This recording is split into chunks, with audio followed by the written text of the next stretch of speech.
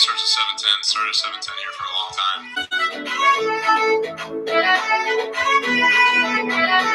What's up, everybody? Welcome back to the 10After7 podcast with your host, Michael Cody Stephenson, episode 22. And I'm glad to bring on, once again, my good friend, Kyle Slowey. K-Slow, what's up? The boys are back in town. The boys are back, man. I spent a week in Palm Springs, did a little golfing. I'm not too bad. My swing's a 2, and I'd say, I don't even know. My swing looks like a 2, but my ball is a 4. They say you look a little stiff, but it's all about just getting out there. Yeah, I didn't even know. When I saw the videos, I was like, Jesus Christ, could you guys tell me that my swing looks like Charles Barkley on the back? For me, transitioning from baseball to golf, my swing has just been like way too constructed, so it's been tough. Yeah, but at least it's fluid. I wasn't even thinking that. Like, you're so locked in golf to, like, Mona was trying to give me instructions of keeping my chin down to my other chin, keeping my arm straight. So there's so many things going through your head. It's impossible to get it right. Exactly. Too many coaches. I wasn't too bad, though. I kept it straight, lost 1 ball. I just wanted to keep the thing going. I was with 3 guys. Did you get one in? I was pretty good at putting. On hole 18, I was about 6 feet out. Sank it, which is pretty clutch. All those years of mini golf. Yeah, that's right. In Bucky's front yard. So I'm bringing you on. There's some information. A lot happened this week for the first time. I think we could start with the Cam Newton news, signing a 1-year deal with the New England Patriots, a base salary of $1.1 million. What was your initial thoughts when this went down? Long time coming, right? Long time coming, and the Patriots had that spot open, so it almost seemed like too logical for the Patriots to bring him in, but you get all these rumors that they're in love with their current quarterback out of Auburn who has no experience. It just seemed like a weird transition to come from Tom Brady for 20 years and go to this rookie and just kind of restart. So them saying Cam Newton made a lot of sense. I'm glad they finally did. Yeah, there were a lot of teams that passed him up. We talked about the Jaguars. There were other couple teams that could have possibly brought him in as a backup. I didn't think he was a backup. I think he goes in New England and starts right away. I know there's rumblings that, they like Jarrett Stidham. Maybe that's a system thing. I think with coronavirus, it's a very different situation with Stidham probably already knowing the playbook over there, being with Josh McDaniels for a year. Who knows when they're going to get into camp, how many people are going to be around, if they got to do. Just who knows? It's really up in the air. Can Cam even get the playbook up until week 1? Can he get it right? Yeah, obviously Stidham's been in the system, but how messed up would it be if they sign a quarterback and just kick Stidham to the curb, come out publicly saying Cam's the guy, I think in football especially, it's always got to be it's going to be a battle, but, we're going to go with our guy for now kind of ordeal. They haven't came out and said it's Cam's, right? They said it's an open competition? Yeah. No, I don't think there's any word about that. Yeah, I just heard the rumblings that they are in love with Stidham. And it is interesting because Cam's contract is incentive-based. He can earn up to $6.75 million, I believe it is. And he has a lot to prove. If I want anyone, I want Cam Newton going in there with a chip on his shoulder. And it's such a Patriot thing to do. Don't they always find a way to get the guy everyone else passes up? And it hasn't worked out sometimes. Albert Hainsworth, Chad Ochocinco didn't work, but Randy Moss definitely worked. The quarterback situation is just a whole different beast, going from the greatest of all time to a guy in his prime, had a trajectory going to the Hall of Fame. Yeah, and I think you and I both are swag Newton fans, especially in his days at Carolina. This guy's former MVP, so for the Pats to just get them pennies on the dollar is absurd, and they're back to being a Super Bowl contender versus being the contender for the number 1 overall pick, aka the worst team in the league. So with Cam coming off of these injuries, we know the shoulder one is the most recent, separated, had to do surgery there. I looked at his numbers because 2015 is a while back. That's when he won the MVP, had 35 touchdowns, 10 of those rushing, had 636 rushing yards. He was amazing, and it was because of his legs. And at 31, that's really the prime years for a QB. We're seeing guys go into their early 40s. So if he really does find it again, this might be the Patriots quarterback for the next 5 to 7 years. the guy who invested in Cam Newton every fantasy last year, so I bought into him tweaking his throwing mechanics to ease the pain on, the injury he had, and that I'll be fine with him throwing less because he's such a big guy. He's got a great arm. I think him being athletic kind of takes away from that, and people just look towards the rushing numbers, but Cam can throw,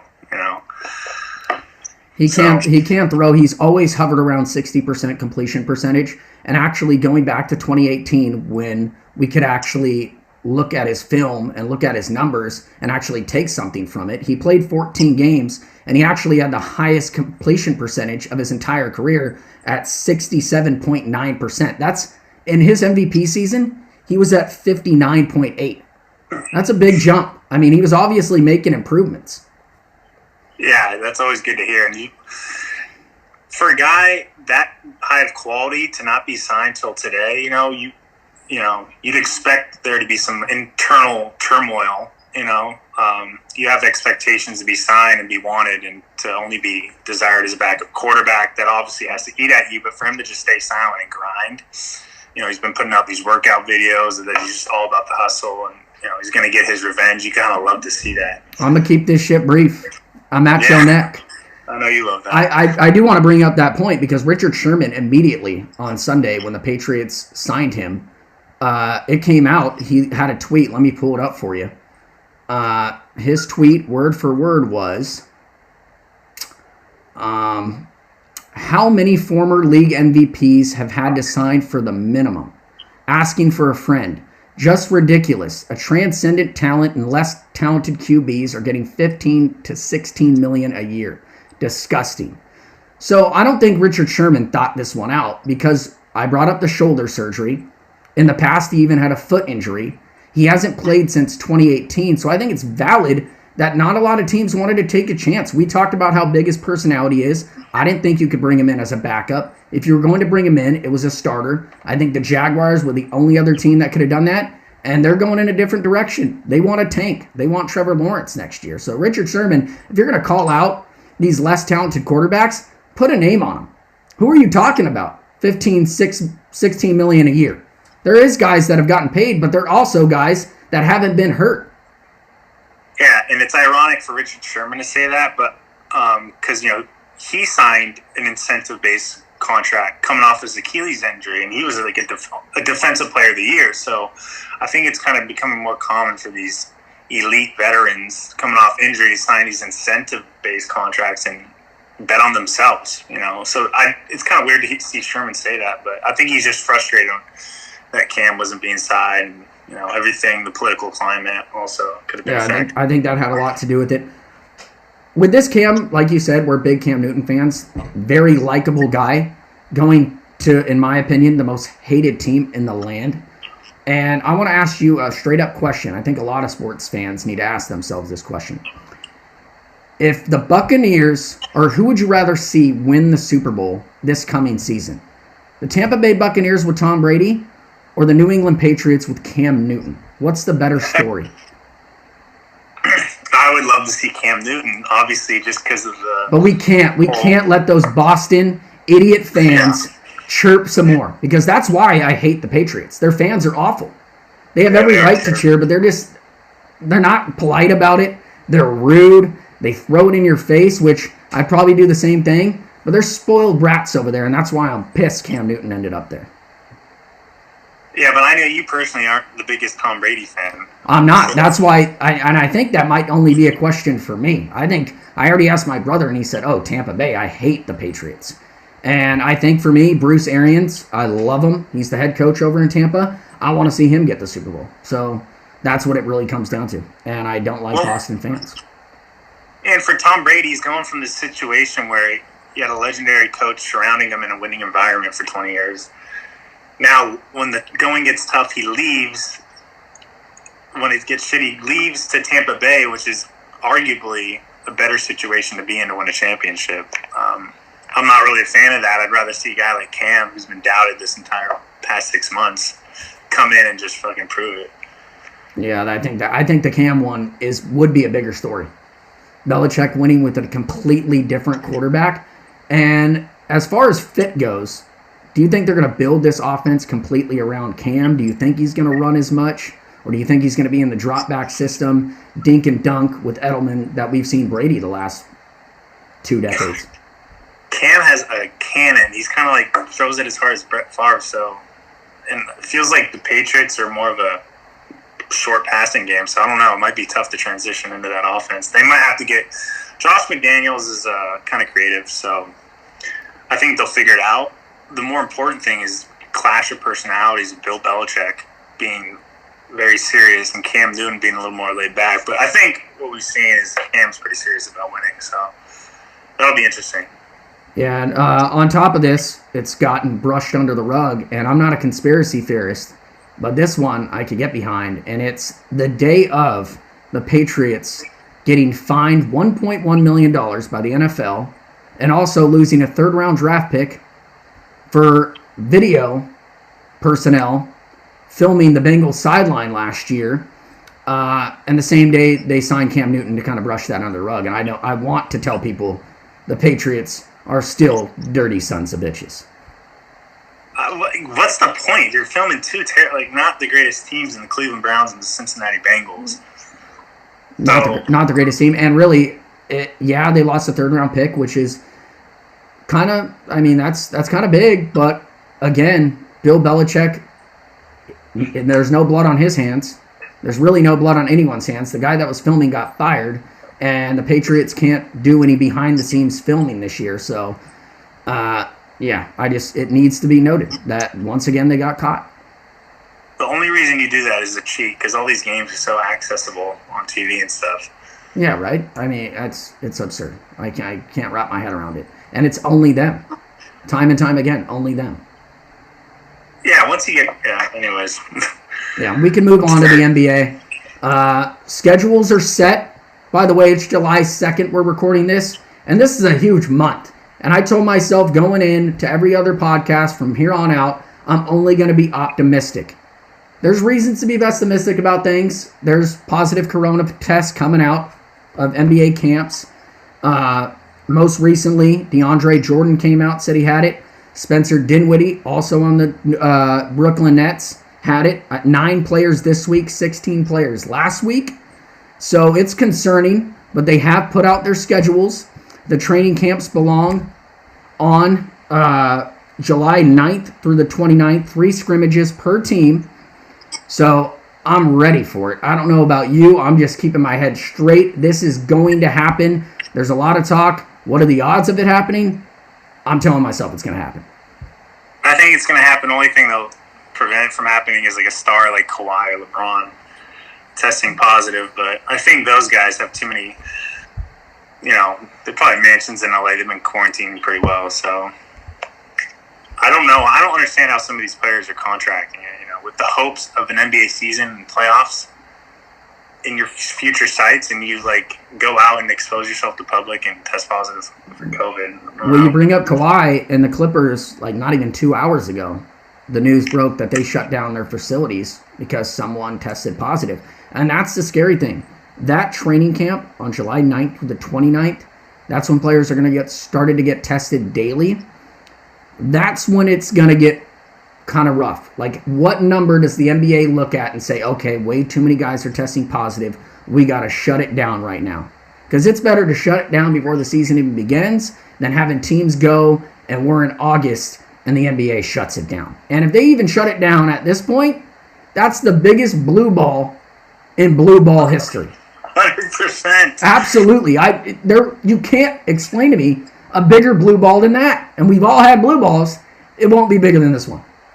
Yeah, you're never going to have a pandemic ripping sports out of every fan's hearts and then getting teased. Yeah, exactly. Getting teased with it coming back only to be stripped from us again. So, yeah, I think that training camp dates, the 9th through the 29th, that's when we're going to really find out if the NBA is going to go forward with this. I want to bring up this text that Austin Rivers had, because there's a lot of debate. We debated it a couple weeks ago about a possible asterisk being on this season. And this is Austin Rivers, quote for quote. I think whoever wins should have an asterisk next to it, but only for it being one of the toughest championships ever won.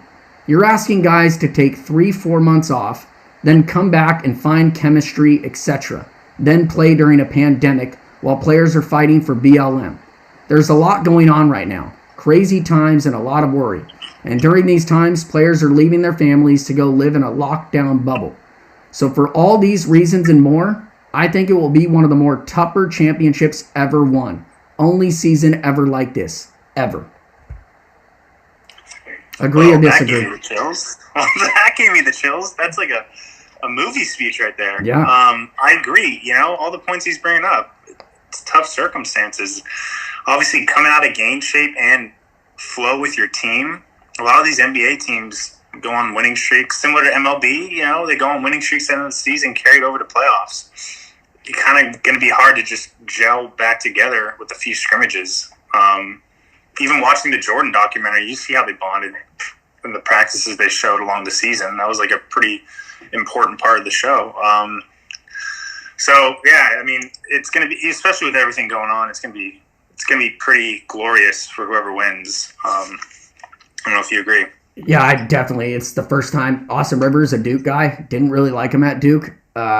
I love his passion for the game, and I don't really agree with a lot of things he says, but this one, I think it's spot on. And Giannis even came out and echoed the same sentiment about it, saying it's going to be the toughest championship. And basketball especially, it's chemistry driven. If you have even one dude of the five out there that's not in link with the other four guys, you're screwed. You are absolutely screwed. So for them to take off 3 or 4 months and, like you said, come back in shape, how many teams? You could probably go back in history of the NBA and point to teams that got hot maybe the last 8 to 10 games of the season and rode that momentum into the NBA. And it's probably the one sport where you don't see that too often. You see that more in the NBA. But teams definitely ride off momentum, and you got to be together, and it's going to be crazy to see these teams get thrown into the bubble and see how they perform. It's going to be so tough. And the only thing that could kind of tear down his argument is if, like, not even big stars, like I said before, like Kawhi or LeBron testing positive, but like a guy like Lou Williams for the Clippers testing positive, and the Clippers lose in the semis. There might, or even a couple other teams, you know, have their minor stars test positive and don't play. Someone might play. There's going to be people arguing that there's an asterisk because. Do you think you could bring up injuries play a factor in years past too? Or yeah, not? exactly. Oh, there you go. Boom. Yeah, That's I a think. Good point. Yeah, I mean, obviously it's a pandemic, it's a virus, it's different, but at the same time, a twisted ankle could keep a guy out for a couple of games. Last year, Kevin Durant torn his Achilles. That flipped the entire series on its head. So yeah. I think, and everyone can really contract it. We've seen it. So everyone's on equal platform. Devin hit me up today and said, there's absolutely an asterisk. I don't know what you're talking about. These teams don't even have home court advantage. And I said, okay, so it's equal for everyone. 10 to 20 years from now, it's going to be a banner. No one's going to look up and see an asterisk. So, and everyone already is going to look back on 2020 as one of the most batshit crazies of our lifetime. And when we talk about sports, yeah, they took them away. But when it came back, you know, the Lakers won a championship, the Dodgers won a championship, and the Rams won one. I mean, I might be dreaming, but that would be wild. That would be a dream, huh? Yeah, that's the NBA talk. Baseball, 60 games, universal DH. Opening day supposed to be the 23rd of July and the 24th for teams. They started their summer camps yesterday, and it's really cool to actually see the footage of these guys practicing at their home ballparks with no one around. Dodger Stadium has the crowd noise pumped in. Justin Turner's going yard. Alex Wood's taking BP. I'm fired up, and I want to go back and slap myself in the face for actually posting and saying I'm on record that 50 games is a fucking joke, because I've been watching a lot of MLB Network, and man, I'm stoked for the 60-game season. Everyone's got a chance. Everyone's starting on the same platform. Fire me up. And every game matters. One of the people who aren't fans of MLB, they always say, "Oh, the season's so long. What does one game out of 162 matter?" And it's like, well, now it's 60, and I'm telling you, there's going to be a point in the middle of the season where this game is vital to playoffs. So it's going to happen quicker, and I'm excited. And for the smaller market teams, I mean, you're going to get a lot of, maybe not a lot, but maybe some Cinderella stories out of this. I mean, for instance, Exactly. What if, and it probably is a huge what if, but what if the Baltimore Orioles find a way to get out of their division and compete in the playoffs? Because all they have to do is get into the playoffs, and who knows what kind of win threshold that's going to be. It's a crapshoot every year. Every year it's a crapshoot. There's going to be a team that catches a streak, like you're saying. It could be any team, and that streak's going to fucking carry them. And the Dodgers have been on twice in the last decade, a 60-game stretch. They've gone 51-9. So just want to note that. And I also want to say, not to fanboy too out, but the Dodgers are set up perfectly. I mean, the universal DH, how they're going to go about that. When you want to play Bellinger at first, maybe throw CT in center field. Hey, Muncy, you want to DH this game? Jock Peterson, next game. Hey, Kike, go play left field. Jock's going to DH today. And the pitching staff, Julio Urias, Walker Buehler, Clayton Kershaw, and what do you do with Alex Wood, Dustin May, Tony Gonsolin? Let's go. I mean, depth is going to show out and win out in this thing. And there's a lot of teams with it. Tampa Bay's been noted. I watched TV today and I saw the Minnesota Twins roto and their lineup. Forgot they added Donaldson. That's a team that, no joke, look out for. That's your sleeper team to win it all, huh? Or at least make the playoffs and make a run. I will say right now, we're gonna do sleeper teams. I know you love doing that. I'm gonna say the Minnesota Twins are my sleeper team to win the whole damn thing. I had no idea they added Josh Donaldson. Josh Donaldson, Rich Hill, Kenta Maeda. Well, the funny thing is they broke that record for all the home runs last year. 307. So adding a guy like Josh Donaldson, where all he does is hit home runs, adds a whole nother layer. And I like Jose Barrios, their ace. I love him. And Odorizzi right behind him. And you talk about Donaldson. Nelson Cruz just turned 40 yesterday, and he still has the most home runs in MLB since, I think, 2014. Big bopper. The only downside to them is they got guys that, obviously with any home run hitter, are guys that can catch cold streaks and go on slumps. So you never know. That's going to be a fun team to watch, see what kind of trend they go on. I heard about the Rays. What do you think about the Rays? A lot of pitching over there. Yeah, the Rays. I'm not actually the biggest fan of the Rays. They had Tommy Pham, got rid of him. Who else they got? Well, what's cool about the 40, I think it's 60 players. They have no one. Well, 60 players that you can make eligible. It's kind of cool because they brought up the top prospect in baseball, Wander Franco, who I think is only 19. Imagine him getting some run during this thing. Yeah, they got guys like Brandon Lowe, I think was their all-star maybe. Just a bunch of low-key, no names, but they can piece it together. I think kind of like the Indians did. They had some no names. Obviously became stars later, but a team I like is the Chicago White Sox. I knew you were going to go there. I knew it. Giolito, Kopech, Keuchel. Yeah, Keuchel, Gio Gonzalez is their fifth starter.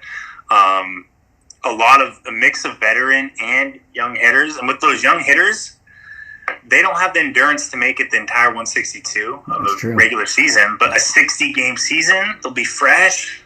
It's very tempting to pick a young team like the White Sox to slip into playoffs because they have some phenoms that they have called up, like Eloy Jimenez and Luis Robert. So you think White Sox could win it all? They have the staff to it. I mean, last year Giolito was one of the top starters. Keuchel's good, like you said. Gio's at the back end. Like these guys have the experience. And the two young guys, Dylan Cease and Reynaldo Lopez, both young developers who were top prospects. So yeah, Reynaldo's my guy. Was on the Nationals, made his debut against the Dodgers, drafted him the next year in our league. I got my eye on him. I have one that you're gonna hate, but the reason being is because they're notorious for fucking dominating and then just falling off the last 30 games. The Colorado Rockies. It would be. I hate it because it's in the division, but we know we're the biggest. You played against them in high school in CIF. Arenado is my guy. I love Arenado. Exactly. It would be cool for him, and they've been on the Dodgers' heels the last couple of years. I mean, there was a game 163, so that shows you. I want to talk about, can we just bypass it and put the Angels in? Oh, man. Get Trout in. They did some beautiful things to help out Mike Trout in the offseason. Getting probably the best of last year, and obviously glorified in playoffs, but Anthony Rendon is just a stud hitter that very under the radar. And you know what bit him? Honestly, is, and it seems so long ago that this happened. I mean, it was before the pandemic. That trade that got rebuffed with Stripling going over there and Jock Peterson, that would have made them stronger. They would have added an arm to the staff, and Stripling's good. It was an all-star 2 years ago. And Jock, we know, especially playing at Angel Stadium, that right field porch, balls would have been flying out of there. They could have used them. Yeah. And I know Joe Adele will probably get rushed up to the bigs. He's their top prospect. Pujols still under contract. Yeah, for the next 30 years. The thing with teams like the Rockies, and especially the Angels, they haven't had pitching help at all. Ever. But I don't know. They got Julio Teheran, who's kind of a journeyman. Dylan Bundy, who got rocked. Anyone that's on the Orioles gets rocked. Yeah, both of those guys. I've started a stream start in fantasy, and both of those guys get lit up quite often. Bundy was Gatorade Player of the Year back in high school. I remember that. I just love following the prospects, but so he has. I mean, he has that kind of notoriety. Maybe he can turn it around in LA. Those are definitely teams we're going to keep our eyes on. Obviously, there's the Yankees. I think this entire thing, if you're going to take a silver lining out of it, a lot of their dudes who were injured are going to be ready. Aaron Judge, Giancarlo Stanton. Question is, will they stay healthy? And they got Garrett Cole over there, so they're one to watch. The cool thing about this 60 games is 40 of the games are going to be in your division, so the NL West, and they're going to keep it regional, so the AL West is coming in to the NL West to play each other for the 20 interleague games to finish out the year. And hey, Houston Astros, welcome the fuck to Dodger Stadium. You're getting 2 to the dome, 1 to the rib, 3 on the ass. At least one game the Dodgers got to do it. And I know they're not going to talk about it. I know Kenley Jansen came out recently and said that's not the way we're going to handle it. But hey, we got to see one of them get plunked. And who is that one you want to get plunked if you had to pick one? George Springer. And George Springer or Alex Bregman. Thing with George Springer is he makes himself out to be this good dude. Probably wasn't involved, but he was involved. He had 6 homers in that World Series. Home runs off of it. Yeah, he tied the World Series record. So bad. Correa. Oh yeah, Correa's chirping still too. Chirping like he's not liable at all. Thank you. You know what? Thank you, because I forgot about those comments at the beginning of spring training. Yeah, remember? Yeah. Hit him every time he comes up. He's telling Cody Bellinger to keep his mouth shut. We weren't. We only got caught cheating. Yeah, the MVP that won, telling him to shut up. And Correa, all the hype after you were the number 1 overall pick, you really haven't lived up to it. How many back injuries you got, kid? How many back injuries? You sit the fuck down. And I hope you get one to the rib, break it, you're out. Yep. Yeah, I'm fired up for it. The Astros coming to Dodger Stadium. They can't get. I hope actually the crowd noise gets in there and it's all booze every single at bat. You think they would do that? That'd be so funny. I do want to bring this up. This is near and dear to my heart. Near and dear to my heart. So if the Dodgers, if they win, I already took back my comments. I already said I would be there anyways. And I think the fans are going to be the ones on the front line that are going to have to defend this title. And we will. It's a world championship. Everyone started on the starting line. So us fans have to be there to defend it. And I ask you this question. If Clayton Kershaw goes into the postseason and balls the hell out, does he get all the credit this season? Yeah. With the cheating scandal coming out, being broken, and that being a major factor in that Game 5, right, in Houston, where things went south and no one knew how all these home runs were being hit, and it was obviously because they were cheating.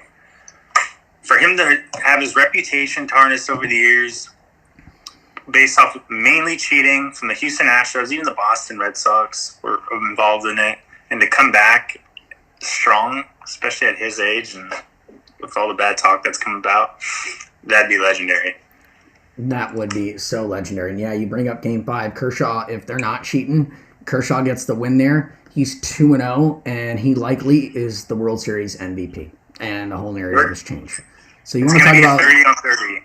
Yeah, 100%. And Rich Hill on the Twins now actually came out and said this World Series title would mean more than what 2017 means. I agree. Yeah, they can make a movie based on it, honestly. I'm already getting the goosebumps. Well, there will be a 30 for 30 for Clayton Kershaw. All right? And it's going to end well. And I'm going to be at Cooperstown that day when he's a first ballot Hall of Famer. You better believe it. I do want to end with, do you think anyone will hit 400? 400 home runs? That'd be something in 60 games. I mean, everyone just juiced to the gills. But do you think someone bats 400? I thought you meant as a team breaking that Twins record. Does anyone bat 400? Yeah, does anyone hit 400? Mike Trout certainly could. Who else could? A fun fact is the only guy to do it in a 60-game stretch over like the last 20 years or so is your boy Chipper Jones. Hit 408 in 60 games. That's so badass. To start the season. Who else could do it? Trout. I think Trout. They just said it's going to be tough because hitters are going to be a step behind because they're not facing live pitching right now. Yeah, but they've been hitting their whole life. It's not like it's not going to take that much time to get accustomed to. I don't really believe in that stuff, but who knows? I think Trout could do it. Tim Anderson, I think, led the AL last year in hitting. Yelich is another guy you got to keep an eye on. Yelich could do it. Yeah, Yelich could for sure do it. Bellinger was hovering around the first month of the season last year, hovering around 400. How many home runs do you think will lead the league? Let's see. I'm going to go with 28. 28? That's a lot. Yeah, that's a lot. That'd be 21. 21? Savage. 21. That will be cool. And there'll be a little home run race that we could keep an eye on, too, since it's only 60 games. Who's your MVP? I mean, it really is. It's random as hell. But I think Mike Trout's still the favorite because every single year you can give it to him. Yeah, it's going to be Mike Trout. And then hopefully Cody Bellinger. I asked that question today. Who do you think has a better season between Mookie Betts and Cody Bellinger? Well, actually, here's a good one. Oh, I could see Mookie going off with us. Yeah, that'd be breaking some insane amount of runs, just kind of having the sport hitters behind him on the Dodgers. But here's a good one. Sleeper dark horse MVP, Kershaw. 60 games, no worried about injury. Yeah, but I wonder how that's another. It's going to be the whole strategy thing is what's I'm getting fired up about because the Dodgers have so many pitchers. Are they going to do a 5-man rotation? What's the deal? Because you want to save these arms. Like, how many starts is Kershaw actually going to get? I mean, if he doesn't give up a run. Something crazy like that could happen. You know? How many starts will he get? I don't know. 5? Yeah, that's what I'm saying. It's tough. And they're going to have to decide a Cy Young. So. Yeah. I'm calling him at least Cy Young. I'm feeling it. Oh, man, that would be something. And I would say, dude, like, people forget Bueller's a fucking dog, dude. Like, I love that dude. Yep, I agree. Yeah, so I think we covered really all the sports. Hockey hasn't put out any information about when they start, right? No, I'm pretty sure the Kings get a top 2 pick in the draft? Yeah, they're not going to be in it. They came up with that. Oh, they had a lottery?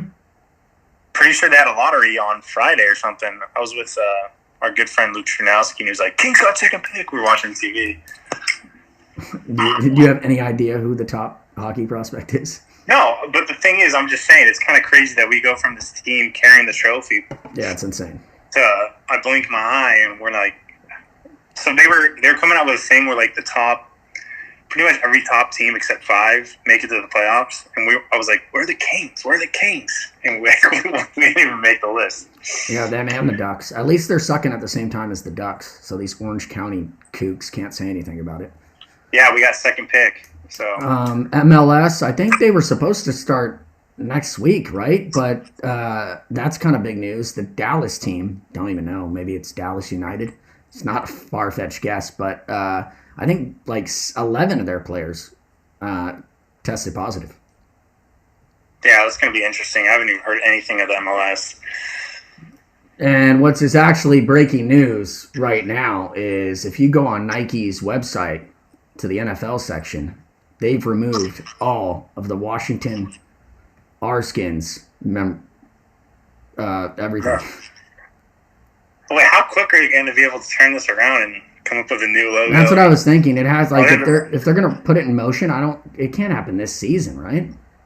No, I personally don't think so. It's like a month and a half away. When do they come back to training camp? I mean, but if Nike's pulling your shit, that's huge. Like this could really hit the ground running, and it's a long time coming. It gets brought up every year. And Nike supports Colin Kaepernick, so they're really involved in everything. And I mean, it makes sense. The Redskins such kind of a it's very terrible name. It's outdated for sure. And a Redskins fan called into Dan Patrick about 3 weeks ago. He calls in all the time. He always says, "Hell to the Redskins." That's their call. He said, "Honestly, I would be fine with the team name change, but just keep the colors." And I agree with that. Their colors are pretty sick. Yeah, and if you change the name, you get new apparel, new everything. That's just going to increase all your merchandise sales. I just don't understand why an owner wouldn't have done it earlier. Yeah, Dan Snyder's just being stingy, that old nerd. That's why they always make new jerseys, like redesign their jerseys every 2 years, especially with the Rams botching. Yeah, that's a botch, man. Every time they come up, I'm just like, damn it. I tried to convince myself they were cool. Still, I think the all-whites are decent, but, man. What would be a new name for the Washington? I don't know. Are you a guy that likes, what do you call it? Like Washington Wizards, double. There's a word for it. I'm blanking. Yeah, I get what you're saying, like doubling up on. Well, yeah, doubling up on the letters. Could a lot of names are going to be changed. So what? Like I was thinking, Washington Warriors. I see that Washington Warriors. What they just kind of want to keep it towards like the tribal. Yeah, maybe because no one's calling for the Golden State Warriors to change their name or anything like that. I would love the Warriors because that was my high school logo. And it's gonna happen where they're gonna have a vote on it, and we're not gonna like the name at first. Like I thought the Thunder was a horrendous name when that first came out, but that just it has a ring to it. Oklahoma City Thunder. I actually love it. Bring the Thunder, Yeah. And I didn't like that at the beginning. I know Phoenix had to do it back in the day. Yeah, I don't know, but it's a long time coming. It's probably going to happen very quickly. And the jersey designs and all that, yeah, I don't know how they're going to do it so quickly, but it's got to happen. I'm for it. Yeah, I'm definitely for it. Did you watch Poirier for Sucker last thing? Yeah, I did. Took the over. Did you? Yeah, those are always greasy just because it's like, it was 2.5 rounds out of 5, so. You didn't pick either or? I know Poirier was a minus 240 favorite. I didn't pick either or. I saw Dan Hooker's highlights and he just looked lethal. But watching that fight, they're bleeding 30 seconds in and just crushing each other. I thought it was one of the best fights I've seen since quarantine, but probably all year. Dude, it'll never happen. But UFC without fans, dude, there's so much more you can take from it. Like during that fight when Poirier, I think in the first or second round, gets kicked below the waist and twice in like the matter of 30 seconds, and Bisping's so loud right in the corner, the color commentator, and you could hear Poirier say, "Hey, listen to Bisping." And then even in the corner, even in Poirier's corner after round like 4, his corner man, which you could get normally, but the corner man comes up to him and goes, "You having fun?" And Poirier's like, "Yeah, I'm having a blast." And I'm like, dude, that's awesome. But Do you think these guys get more locked in without a crowd there? Because this is their setting when they're training for these fights, months leading up to it. It's just them and their guys. There's, 15, 20 people around them? Just pretty much emulating training camp. My dad coaches wrestling still at the high school. He just says, I'm pretty much in my players' ear, just telling them what to do, when they're in trouble. So it's a lot easier, I think, for these fighters to kind of lock in and focus on what they're doing wrong. And, usually it's just like 20, 30 seconds after each round where they're huffing and puffing. It's hard to take in info. They got their coach give them suggestions throughout the fight. So I was listening to a podcast with Theo Vaughn, of all people. He's good friends with Poirier, and he said the crowd, you forget how much of a factor they play, because you could be in the moment boxing a dude right in the middle of the canvas, and you could hear the crowd go ooh, and you might not even register what they're oohing and ahhing about, and you have to put that into account. And then you got Joe Rogan so loud, or Bisping for sure in this fight, I don't know if you caught it, was rooting for Poirier. He said he was literally like Poirier's corner saying, "Hey, get off your back, get off your back." Yeah, and the thing is, these announcers can kind of, I'm sure the judges have integrity, but if you're hearing Joe Rogan and Cormier and Bisping saying "Oh, what a vicious blow, that's a or very technical," kind of pointing out things that are that kind of get missed by the fans' eyes. I don't know. Yeah. Could kind of sway the judges. I'm just thinking from a gambler's eye, but. Oh, come on. Seriously, you've been burned one too many times, bro. But think about it. He's rooting for Poirier. This is rigged, Brings up all that stuff. They probably do that, but the judges are in their own world. We've seen some of the worst decisions that we've seen. But, that's what we have for this week. July 4th's coming up. You could still throw back some beers. That's for sure. You could barbecue. I hope you have a good one, man. Thanks for coming on. I'll probably see you this weekend. Thanks, like always. See you, Cody. See you, man. There you have it. Kyle Slowey once again on the podcast. Love shooting the shop with them. Two things. Two of the best interviews I heard this week. Pat McAfee Show, Chris Herron. If you don't know his story, it's phenomenal. One of the best books I ever read. Basketball Junkie. My favorite 30 for 30 Unguarded. He was on the Pat McAfee Show this week. 20-minute interview. YouTube. Go check it out. Another one, Kenny Smith from Inside the NBA with Shaq and Charles and Ernie. He went on the Bill Simmons podcast. Kind of broke down their relationship. How they make that shows. What it is. How great it is. That was cool for me. I nerded out. And the best thing to read. It's sad, but you should take a moment to read Bob Nightingale's USA Today piece on the former Dodger outfielder Andrew Toles. Very sad. This guy started in the National Championship League Series and hit over 300. Was one of the best stories in baseball. They picked him up. He was working at a grocery store, and he's battled some mental illness, and his family's trying to get help. There's a lot of heartfelt quotes in there, deep quotes that are going to take you back, man. It's crazy, and I hope his family gets the help they need. I hope Andrew Toles comes out the other side. But read that and listen to those two things. Thank you for tuning in to episode 22 of the 10After7 podcast. You can follow me on Twitter at 10After7 and on the Instagram at 10_after_7. I'm out. Woo! Go Dodgers.